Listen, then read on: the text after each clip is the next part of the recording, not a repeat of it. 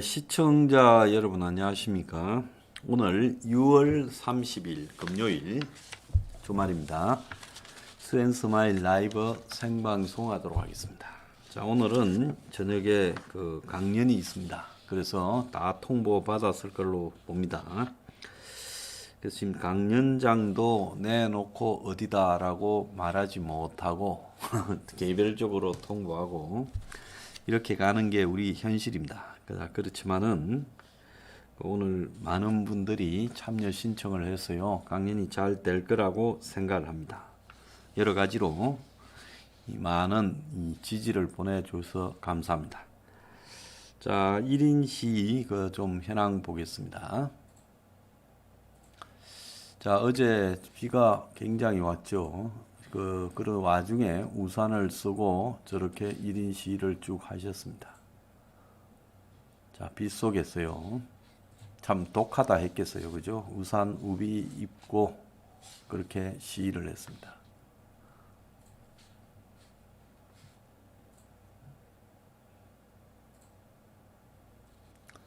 유튜버가 좀 썸뜩했겠어요. 자, 어제 오신 분 김인성 고모님, 태미님, 고맹수님, 최은희님, 홍영주님, 안재화님, 김을태님, 김선영님, 대구의 서정교 지부장님 감사합니다. 이성호, 김태원, 사창등님, 박소희님, 민성일님, 김남강님, 김인숙님, 부산의 박영철 지부장님, 조병욱님, 황건님, 변영임님, 이정숙님, 최성은님, 김명애님 다 감사드립니다. 자, 어제 특히 대구, 부산 멀리서 지부장님이야 여러분들이 와주신 데 대해 감사드리고요. 또 오셨으면 좀 많이 하고 또 사무실 좀 들러서 가고 해야 되는데 비가 오고 해가지고 어제 끝까지 못하고요. 짧게 하러 오셨다가 내려가시는데 먼 길을 오셨는데요. 참으로 그분들께 감사를 드립니다. 자, 그리고 다른 거 있어요? 네. 자, 박영수가 예상대로 영장이 기각됐습니다. 박영수가 영장 기각됐어요. 그래서 영장이 기각될 거라고 봤고 재판부가 박영수한테 도주나 증거인멸이나 주거 부정을 덜미기지는 않을 거고 법률적 사실 다툼의 여지가 있을 거라 했는데 정확히 그 대목을 들어서 박영수 구속 영장을 기각했어요. 200억하고 집 두 채도 있고 50억 클럽 50억도 있는데 그런 거는 안 넣고 8억만 살짝 걸어놓고 나머지는 수사해야 된다 이랬는데도 불구하고 그 사실조차도 다툼의 여지가 있다 기각했습니다. 애초에 할 생각이 없었는데 행명 21이 50억 클럽 문제를 들고 나오고 하니까 어쩔 수 없이 지금 박영수 하나 지금 하는 척 하다가 이제 저렇게 정리하는 수순으로 들어갔다 봅니다. 그래서 불구속으로 검찰은 박영수를 기소할 거고 그래서 재판에서 박영수가 이제 아마 무혐의로 끝날 거라고 보고 있습니다. 보나 안 보나 뻔한 거예요. 그래서 제가 작년 12월 달에 그때 우리가 한참 50억 클럽 해라고 각 시도 지부별로 그리고 광주까지 내려가서 전국에서 정파 중에서 우리만 사회단체 중에 우리만 50억 클럽을 주장하고 조선일보 8시 뉴스 댓글에도 달고 그렇게들 싸웠죠. 자, 그렇게 열심히 싸웠을 때 제가 그때 우리가 뉴핑 채널이 정지되고 또 스앤스마일 채널이 정지되고 제가 12월 달에 그 싸움 하다가 병원에 또 두 번째 코로나 걸려서 입원하지 않았습니까? 그때 제가 병원에서 생각을 좀 했어요. 하루 종일 누워 있으니까 격리방에 하루 종일 누워 있으니까 생각이 좀 들었습니다.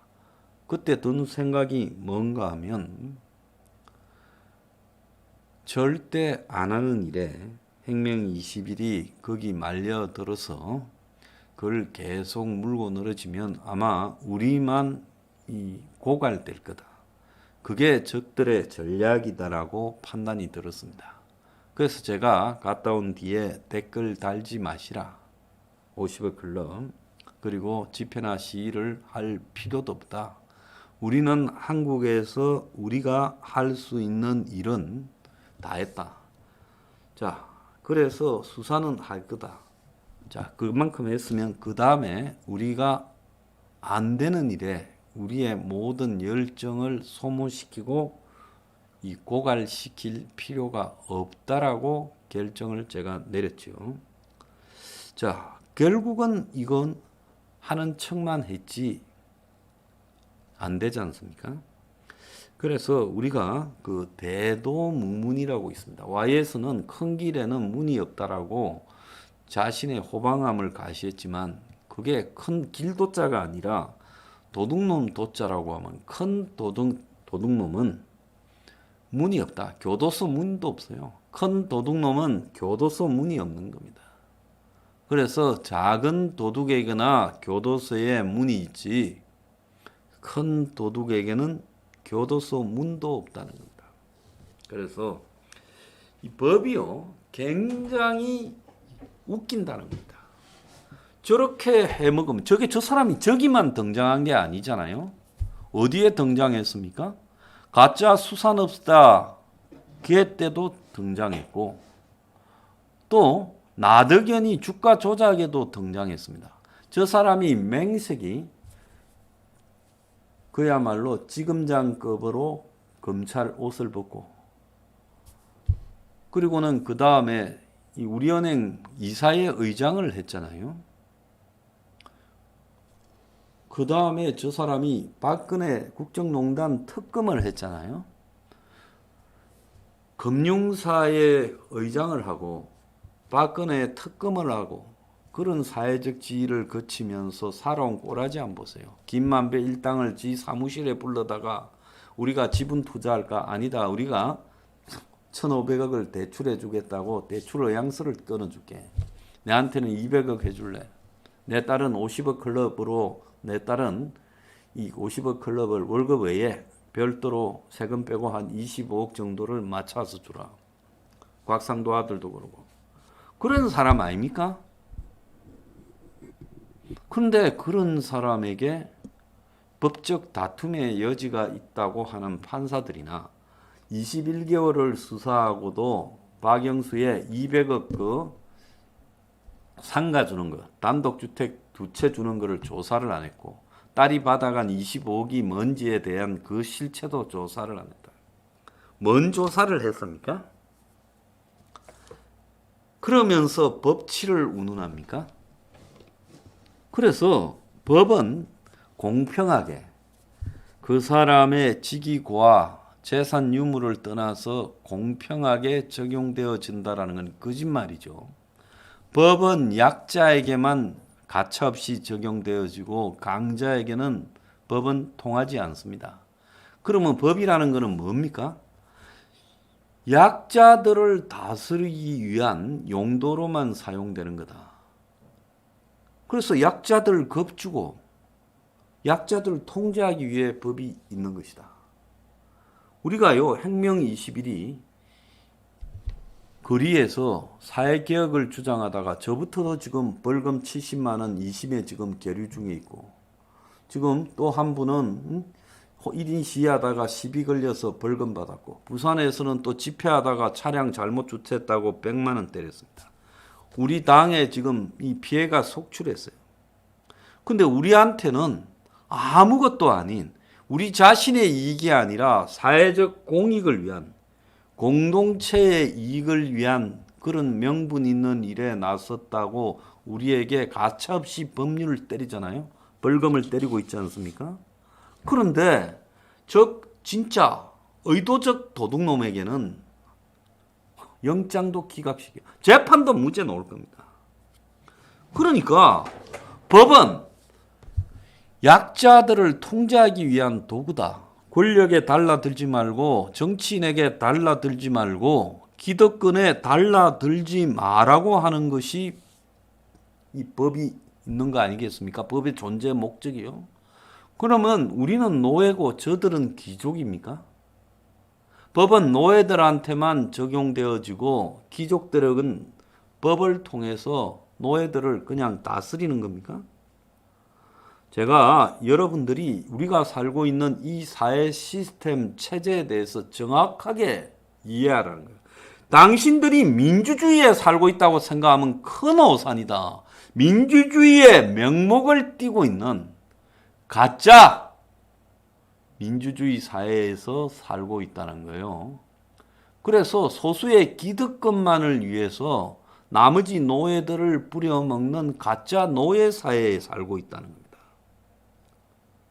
그걸 갖다가요, 마치 지가 민주주의에 사는 양 노예 주제에 크기에 정치인들한테 줄을 서고 저 기득권 정파들의 팬덤을 형성해서 따라다니고 그러면서 우리 사이트에 들어와서 조롱하고 비난하고 이런 대중들을 보면 평생 노예로 살다 쳐 죽어라. 내가 그렇게 말을 하고 싶어요. 그래서 이렇게 부당한 법이 집행되는 사회라면 국민이 법을 지킬 필요가 없죠. 그러지 않습니까? 그런데 우리한테는 안 지키면 잡아가잖아요. 세금 안 내도 잡아가고, 예? 그리고 우리는 조금만 법을 어겨도 가차없이 처벌하잖아요. 그러니까 과거에 채찍으로 노예들을 갖다가 가차없이 처벌하고 저거들은 온갖 향락을 즐기던 그 로마 시대나 지금이나 뭐가 다르냐는 겁니다. 그래서 정신 차리라는 거예요. 이런 이야기를 하면 18,000명이 보고 있어도 시원찮을 건데 1,800명이 보고 있어요. 이러다가 이제 이재명이 이야기하거나 이러면 또 올라갑니다. 이게 국민들의 머리 수준이다. 솔직히 말하면 제가 가끔씩 이 방송을 하고 있으면서도요. 내가 이런 대중들을 위해서 이런 말을 하고 살아야 되는가에 대한 회의를 굉장히 느낄 때도 많습니다. 그래서 알고나 가자 이런 이야기를 제가 드리는 겁니다. 자, 러시아에서 푸틴이 어제 다게스탄이라는 2,000km 떨어진 모스크바에서 자치공화국, 거기 특히 독립운동이 좀 활성화된대요. 거기 가가지고 거리에서 시민들하고 악수하고 셀카 찍고 갑자기 안 하던 짓을 해요. 얼마나 웃긴지 푸틴이 거리에 가가지고 언제부터 시민들하고 악수하고 사진 찍고 선글라스 낀 사진을 보이고 셀카를 같이 찍고 그래서 푸틴이 갑자기 우스워졌어요. 푸틴이 좀 많이 웃기고 있다는 겁니다. 자, 그런데 지금 내막이 슬슬 나오는데 프리고진이 25일 안에 그 우크라이나 가까운 남부 국경에 이 쇼이구하고 게라시모프가 오면 둘 다 잡아버려가. 그 잡을 때 아마 이웃 장군들하고 협의를 좀 한 것 같아요. 그래서 그들을 체포해가지고 이제 인질로 잡고 푸틴하고 딜을 칠라 했다는 겁니다. 자, 그런데 수로비킨이라고 그 전 우크라이나 총사령관도 가담을 한 걸로 보이고 그랬는데 군 내부에 그 말을 전달하는 과정에서 일부가 새어나가 가지고 FSB에 고자질을 했죠. 항상 반란자가 문제입니다. 그러니까 이 보통 같으면 도망을 갈 건데 들통났는데 이 프리고진이 자 들통났으니까 플랜 B다 하고 모스크바로 쳐들어간 거예요. 그래서 조금 이상하기는 했어요. 그러니까 이제 푸틴이 벨라루스 대통령을 시켜가지고 협상하자라고 나온 겁니다. 그래서 루카센코가 협상을 해서 처벌하지 않겠다 하고 해군을 한 거예요. 그래서 이제 전체적으로 아구가 딱 맞아 떨어지는 부분이 있죠. 자, 여기서 이제 제가 굉장히 이 프리고진이라는 자가 잔인하고 악랄하고 또 이 바그너 용병이라고 이루 말할 수 없는 악마와 같은 집단으로 세계 곳곳에 내전에 개입하고 정권을 전복시키고 그리고 돈 되는 광물을 차지하고 자관하고 다닌 게 다 나쁜 짓인데 푸틴의 똘마니로서. 그런데 이 사람에게 딱 하나가 있었다는 거예요. 그게 뭐냐? 들이받을 용기라는 겁니다. 저는 그것 하나로 지금까지 프리고진이 저지른 모든 악행은요, 바꿀 수 있다고 봐요. 아무리 못된 자라도 대다수의 못된 자들은 비굴함까지 같이 가지고 있습니다.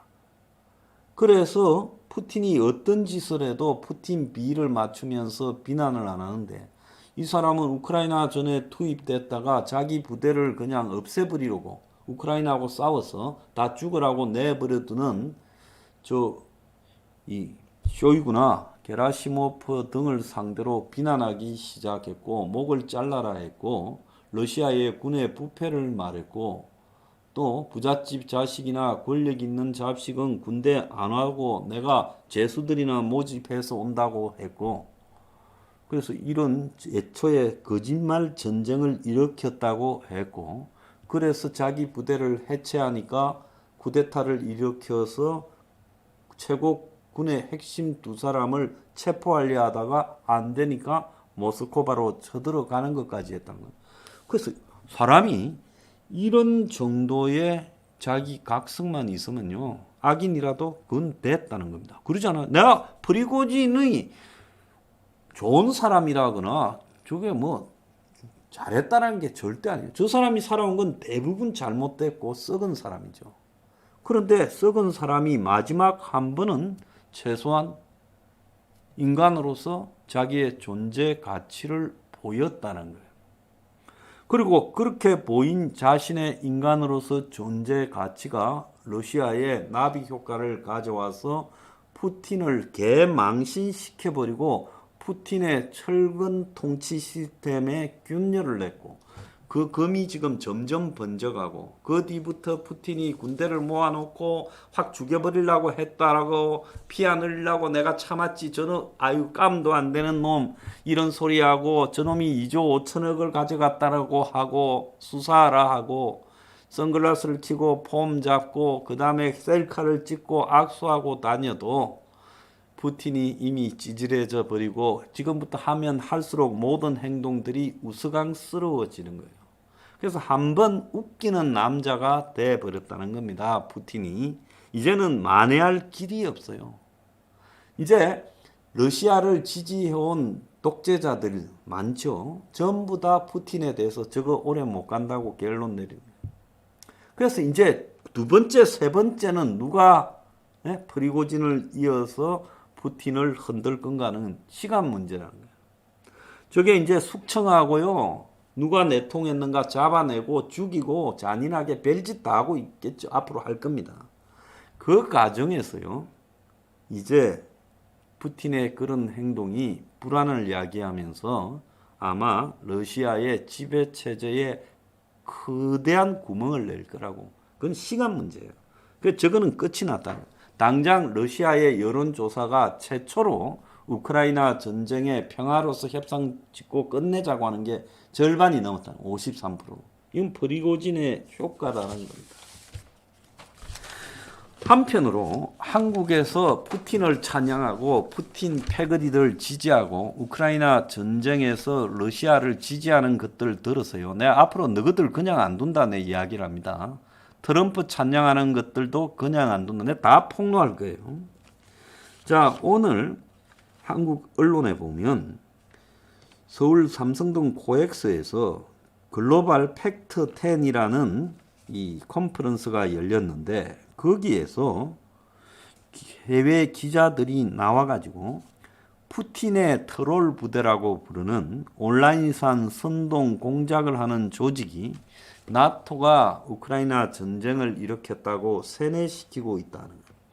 그래서 푸틴이 이런 사이버상의 공작 부대들을 갖다가 엄청나게 동원해서 우크라이나 전쟁을 갖다가 나토가 일으켰고 미국이 적극 개입하고 있다라는 내용을 퍼뜨리고 SNS 계정과 전통 매체의 홈페이지에 댓글을 다는 식으로 확산시키고 이들의 활동은 미국이나 유럽의 극우 정당이나 극우 세력을 지지하고 이런 식으로 확산되어 갔다는 거예요. 그래서 이 푸틴이 제가 말한 대로 프로파간다를 하는 사이버 부대를 두고 이런 짓거리를 하고 심지어 트럼프까지도 지지하는데 그 이야기도 나왔어요. 그래서 이 한국 내에서 이런 짓거리를 하는 자들에 대해서 용납해서는 안 된다. 그래서 한국 내에서 푸틴 편 들고 우크라이나 전쟁에서 러시아 편을 들고 그리고 이런 것들이 이제 좀 있으면 또 미국 대선에서 트럼프 편을 들거나 이 세력들은 그야말로 끝을 봐야 된다. 이렇게 지금 보고 있습니다.